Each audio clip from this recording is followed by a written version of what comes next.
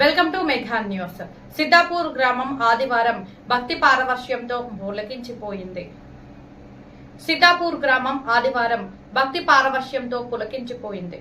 హిందూ ధర్మ పరిరక్షణ, సమాజ శ్రేయస్సు మరియు హిందువులందరినీ ఒకే తాటిపైకి తీసుకురావడమే లక్ష్యంగా నిర్వహించిన హిందూ సమ్మేళనం అత్యంత వైభవంగా జన సందోహం మధ్య ఘనంగా జరిగింది. ఈ ఆధ్యాత్మిక చైతన్య సభకు ముఖ్య అతిథిగా విచ్చేసిన పరమ పూజ్య స్వామి దుర్గానంద పూరి పీఠాధిపతులు తన అమృతవాణితో భక్తులకు దిశానిర్దేశం చేశారు. హిందూ సనాతన ధర్మం కేవలం ఒక మతం కాదని, అది ప్రపంచానికి దిక్సూచి వంటి జీవన విధానమని ఆయన ఉద్ఘాటించారు. మన ఉదాత్తమైన సంస్కృతి సాంప్రదాయాలను భావితరాలకు అందించడం ప్రతి హిందువు బాధ్యత అని, కులమత వైషమ్యాలను వీడి హిందువులందరూ ఏకతాటపైకి రావాలని ఆయన పిలుపునిచ్చారు. సమ్మేళనంలో విశిష్ట వక్తగా పాల్గొన్న అంబోజీ శోభా పెండం విజయ మాట్లాడుతూ ప్రస్తుత సమాజంలో హిందూ ధర్మం ఎదుర్కొంటున్న సవాళ్లను వివరించారు. హిందువులపైన, వారి ఆచారాలపైన జరుగుతున్న దాడులను ఆమె తీవ్రంగా ఖండించారు. ధర్మ రక్షణలో మహిళల పాత్ర కీలకమని, ప్రతి ఇంట్లో సంస్కారవంతమైన విద్యాబోధన జరగాలని ఆమె సూచించారు. కుట్రపూరిత మత మార్పిడిలు, సాంప్రదాయాల విచ్ఛిన్నం పట్ల యువత అప్రమత్తంగా ఉండాలని, ధర్మం వైపు నిలబడితేనే సమాజానికి రక్షణ ఉంటుందని ఆమె స్పష్టం చేశారు. ఈ బహిరంగ సభలో వివిధ హిందూ సంఘాల నేతలు, ప్రతినిధులు మరియు పరిసర గ్రామాల సర్పంచులు, వార్డు సభ్యులు, ప్రజా ప్రతినిధులు, తరలివచ్చిన హిందూ భక్తులతో సిద్దాపూర్ వీధులు కేసరిమయమయ్యాయి. ఈ కార్యక్రమాన్ని దిగ్విజయం చేయడంలో ఎల్లారం శేఖర్ రెడ్డి అత్యంత క్రియాశీలక పాత్ర పోషించారు. సభకు వచ్చే భక్తులకు ఎటువంటి అసౌకర్యం కలగకుండా వక్తలు మరియు అతిథుల ఏర్పాట్లను ఆయన దగ్గరుండి పర్యవేక్షించారు. శేఖర్ రెడ్డి గారి నిరంతర కృషిని, సమన్వయ శక్తిని వేదికపై ఉన్న పెద్దలు మరియు స్థానిక నాయకులు కొనియాడారు. హిందూ సంఘాల మధ్య ఐక్యతను, ధర్మం పట్ల అంకిత భావాన్ని చాటి చెప్పిన ఈ సమ్మేళనం సిద్దాపూర్ ప్రాంత చరిత్రలో ఒక మైలురాయిగా నిలిచిపోయింది.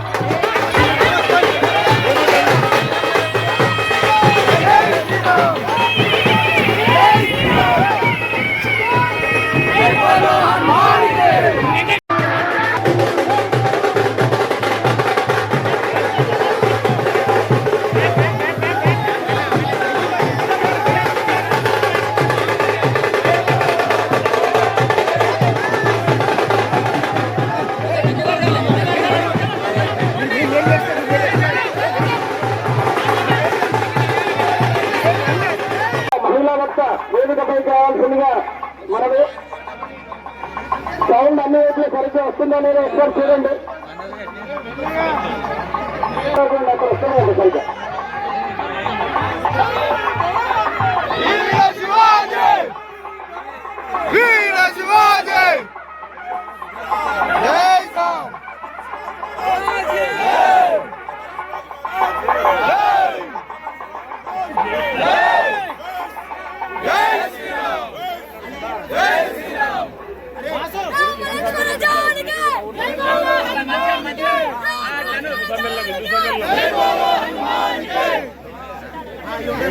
शिवाजी महाराज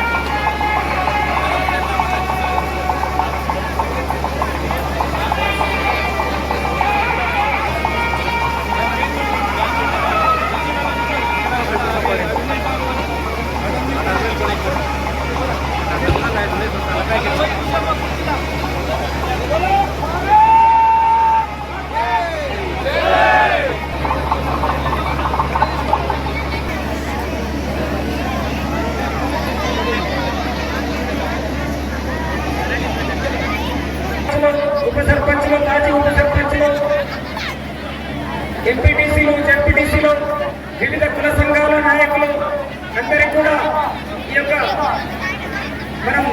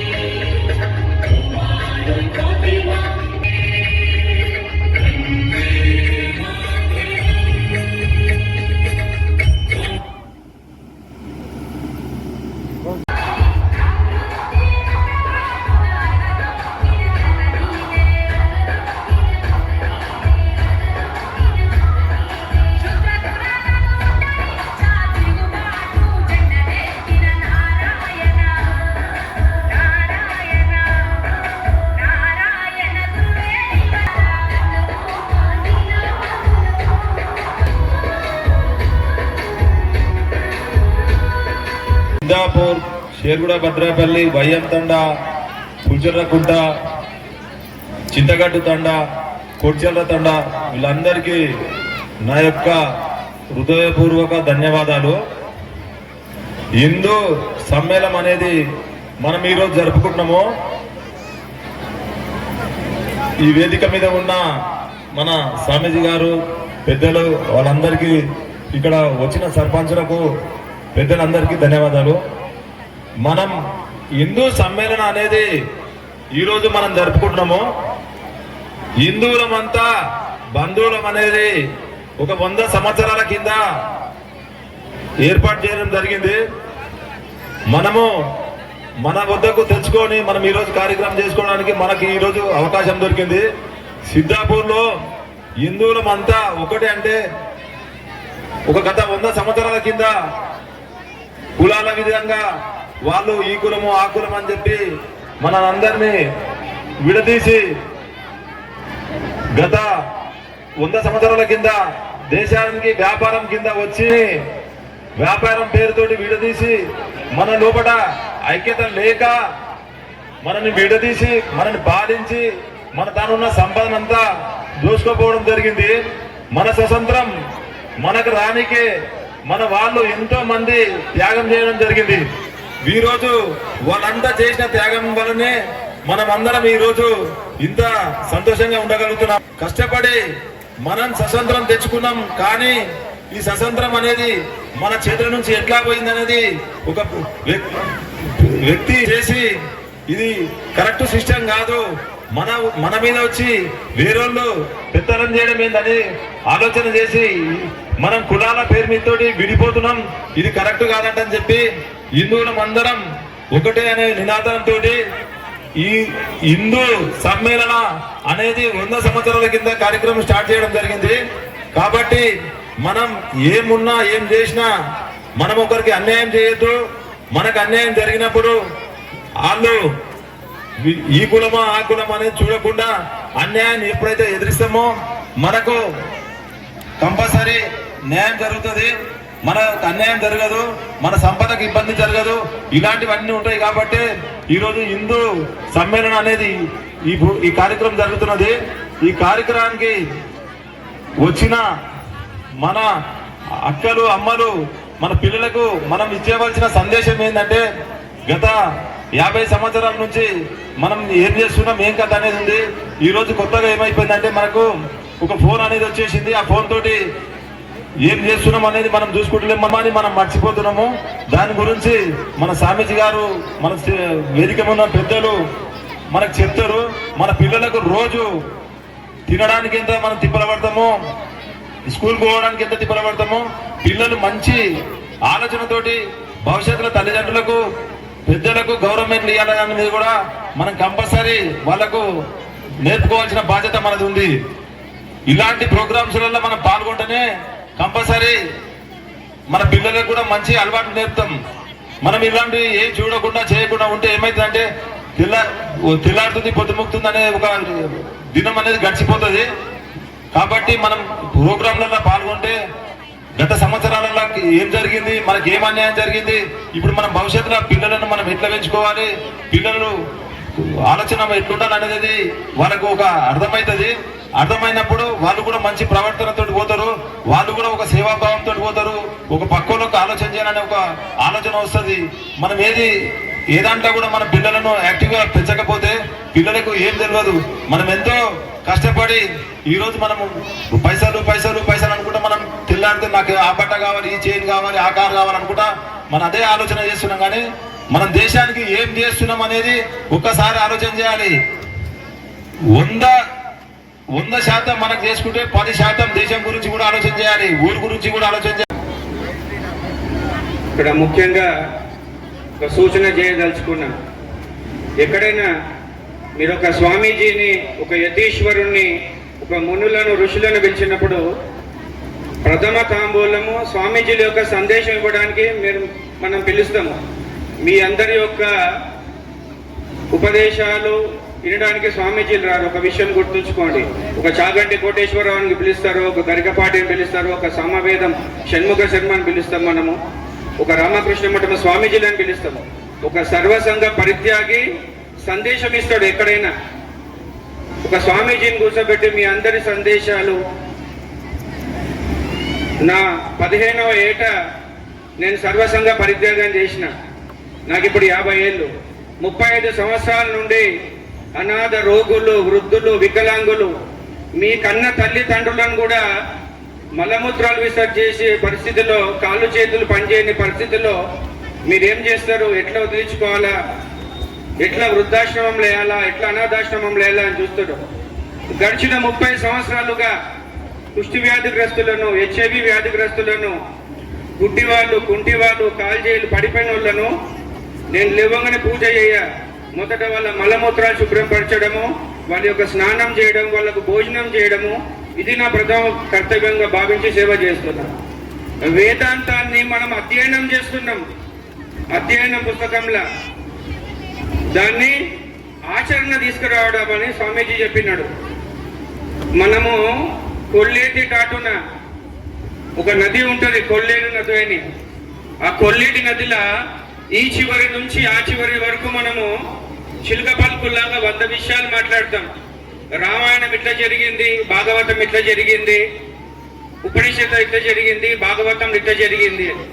నువ్వేమున్నావు, నువ్వేం ఆచరించినావు అనేది ముఖ్యం.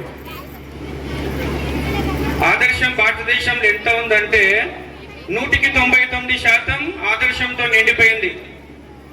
మధ్వాచార్యులు వచ్చారు, ఆదర్శాన్ని ఇచ్చారు. రామకృష్ణ పరమహంస, వివేకానంద, శారదామాత, మధ్వాచార్యులు, ఆది శంకరాచార్యులు, రమణులు, ప్రతి ఒక్కరు. కానీ మనం ఎక్కడున్నాం? వివేకానంద వారు అంటారు, మానవ జీవితానికి 1%, ఆదర్శానికి 99% కార్యాచరణ ఉండాలా, పని చెయ్యాలా. గాలిలో దీపం పెట్టి ఈ దీపాన్ని దేవుడే రక్షిస్తాడంటే కాదు. మనం ఏం చేస్తాం? రామ, కృష్ణ, పరంధామ, నా బిడ్డకు సంబంధం కుదరాలా, నాకు మంచి ఇల్లు కావాలా, నాకు ఫామ్ హౌస్ కావాలా, నువ్వు కష్టపడవు, నీకు రావాలా, పలానా వ్రతం చేస్తా, పలానా నోమ చేస్తా. అది కాదు పద్ధతి. దేవుడు ఎక్కడున్నాడు రా అని ఒకసారి వ్యక్తి అడిగినప్పుడు రవీంద్రనాథ్ ఠాగూర్ అంటాడు, అరే మీ దేవుడు అక్కడ లేడురా, గుడిలో గోపురంలా. ఒక కర్షకుడు, ఒక శ్రామికుడు పని చేస్తున్న దగ్గర, చెమట చిందిస్తున్న దగ్గర, వస్త్రం అంతా చెమటతో నిండిపోయిన దగ్గర అక్కడ భగవంతుడు ఉన్నాడు. అంతే తప్ప చిలుక మాదిరి పలుకులు చెప్తూ మిట్ట వేదాంతాన్ని బోధిస్తూ ఈ ధర్మాన్ని అంతా కూడా మనం భ్రష్టు పట్టించినాం. మనం గుర్తుంచుకోవాలి, సనాతన ధర్మం అసలైన డెఫినేషన్ సూత్రం చెప్తా వినండి. ప్రాచీన ధర్మ సూత్రం ఏం చెప్పింది మనకు? మాతృదేవోభవ, పితృదేవోభవ, ఆచార్య దేవోభవ అని చెప్పింది. కానీ నవీన దార్శనికుడు, ఈ యుగ ప్రవక్త వివేకానందుడు 3 రోజులు కన్యాకుమారిలో తపస్సు చేస్తాడండి. అతని పరిస్థితి ఎట్లుందంటే, అంతకు ముందు 2-3 రోజుల నుంచి ఆయన భోజనం చేయలే. రామకృష్ణ పరమహంస నుంచి ఒక దీక్ష తీసుకుంటాడు, సన్యాస దీక్ష. ఆశయకు హిమాచలం, కాశ్మీర్ నుండి కన్యాకుమారి వరకు వాళ్ళు పర్యటిస్తారు.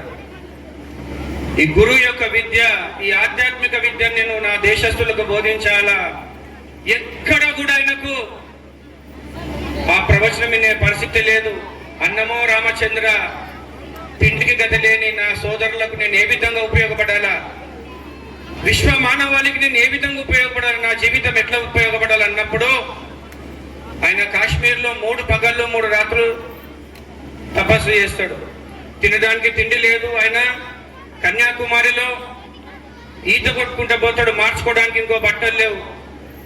నిరాహారి అయి 3 పగళ్ళు 3 రాత్రులు ఘోరమైన తపస్సు చేస్తాడు. ఎందుకు తపస్సు అంటే, నా దేశ జనులు విద్యాగంధం లేక, తిండి లేక అనామకులై తిరుగుతున్నారు. వీళ్ళకి ఏది ఈ సమస్యకు పరిష్కారం ఏంది అని స్వామీజీ తీవ్రమైన ఆవేదనతోని, బాధతోని తపస్సు చేయడం జరుగుతుంది. భారతదేశ సమస్య కన్నా పరిష్కారం కూడా కనుక్కుంటాడు. ఇప్పుడు చెప్పిన 3 విషయాలు, మాతృదేవోభవ, పితృదేవోభవ, ఆచార్య దేవ చెప్పింది చిలుక పలుకుల్లాగా బాగానే ఉంది. వివేకానందుడు అంటుంటాడు, రే మీకు కొత్త సందేశాన్ని ఇస్తున్నా. రోగి దేవోభవ, దరిద్ర దేవోభవ, దీన దేవోభవ, మూర్ఖ దేవోభవ. భగవంతుడిని మీరు ఎక్కడ దర్శించాలో నేను చెప్తున్నా వినండి. మీ భగవంతుడు గుళ్ళ నుంచి బయటకు వచ్చినాడు. దుఃఖితుని రూపంలో, దరిద్రుని రూపంలో, రోగి రూపంలో, కష్టాలలో, కడగండ్లలో, వేదనలో ఉన్న వారి రూపంలో భగవంతుని అర్చించండి.